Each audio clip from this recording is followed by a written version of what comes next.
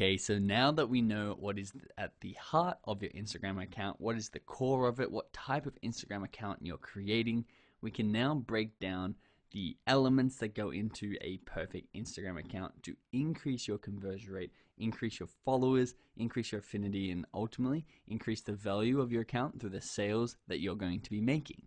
So let's start with Instagram handle. What is an Instagram handle? So an Instagram handle is basically your username on Instagram. It's used for two things. It's used to identify your account. It's a unique way to identify your account.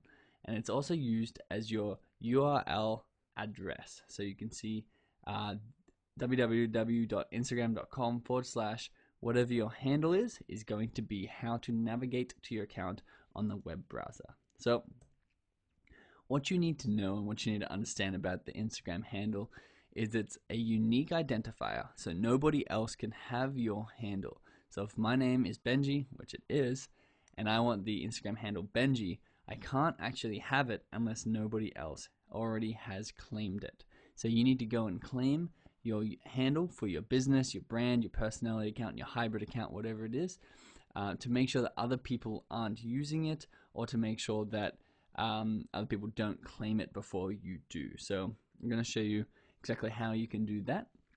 And also, in the likelihood that it's already claimed, because Instagram has so many users on it, that's most likely going to be claimed. I'm going to show you what you can do to either get it back or to go around it and understand that Instagram handle is not the most important thing in the world, and you don't want to be paying thousands of dollars to buy the handle off someone, but how to add a couple of letters or numbers or prefixes or suffixes to your Instagram handle to make it even better than if it was just your name.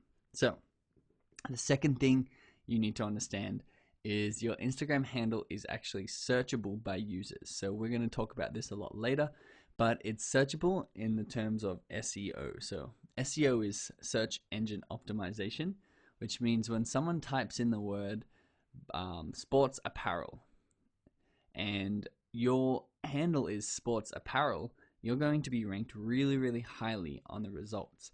And if someone's looking at accounts to follow in sports apparel, or they're looking to buy something in sports apparel, and your Instagram handle is ranked really highly, you're going to do exceedingly well from this, because people are going to be searching for it, they're going to find your account, they're going to follow you, and they're going to buy your products and services.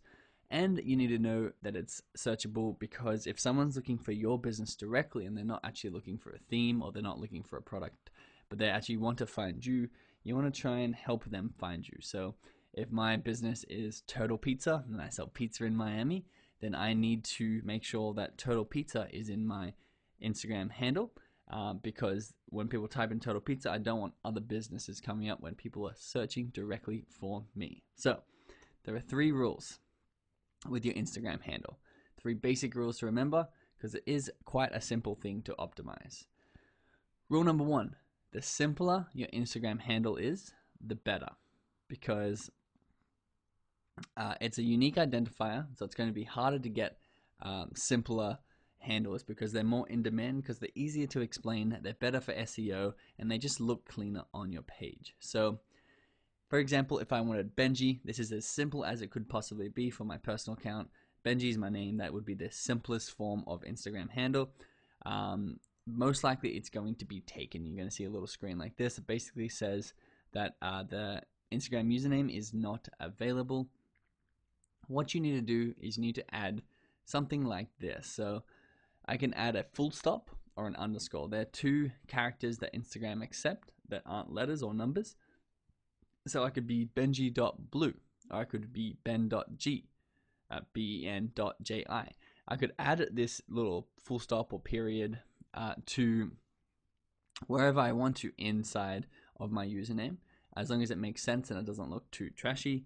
It's a good way to find a username for you that works for your business or brand or personal account that isn't too complicated or too far away from your ideal. You can add an initial. So I could add something like Benji J. Wilson, because that's my full name. And if Benji Wilson was taken, I could add the Benji J. Wilson, or I could add my full middle name. You could use your niche, so I could be Benji.entrepreneurship. Now you can see something like this could be better than just using Benji, because not only am I SEO for my name when someone tries to find me directly, but I'm also search engine optimized for my niche. So if someone types entrepreneurship into Instagram, then I'm also going to be likely to pop up very high.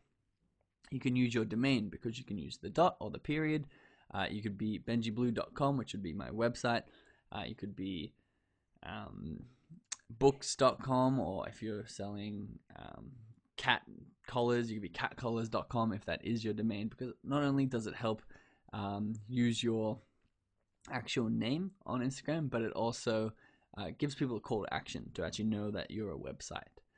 You can add a prefix such as it's Benji or I am Benji, or you can add a country or state or a location such as Benji Australia or Aussie Benji or something like that. So here are a few other suggestions for if you're not a personality account. And you can see the more simple it is, as rule number one, the better it is. So @Benji is the best, then maybe @Benjamin, which is a little more complex, but still would be incredible to have. @Benjamin92, which is my birth year. @Benjamin_92, and then you just fall off the deep end when you can't find anything that's taken, and that would be by far the worst Instagram handle. A brand, they want Nike. If they don't have Nike, you could use something like Nike Official, or whatever your brand name is, official on the end.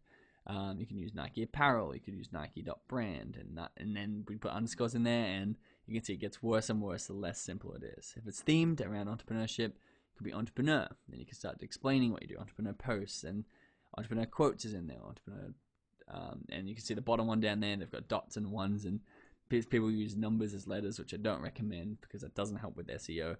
You just want to make sure the simpler it is, the better. That is all you need to remember. You can add any of those prefixes or suffixes in order to help you get an account that's not only search engine optimized, but also simple. You can see Adidas, just use Adidas.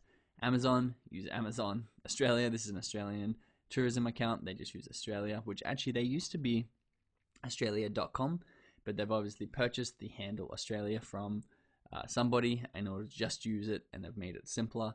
And here's another one. Hask is, I think, a clothing brand, and they've put Hask is obviously taken, so all they've done is put _UK, which works really well because that is the location that they're in. So go ahead and create your handle, make it simple, add your location, add official on the end, add whatever you need to make sure that it's not already taken.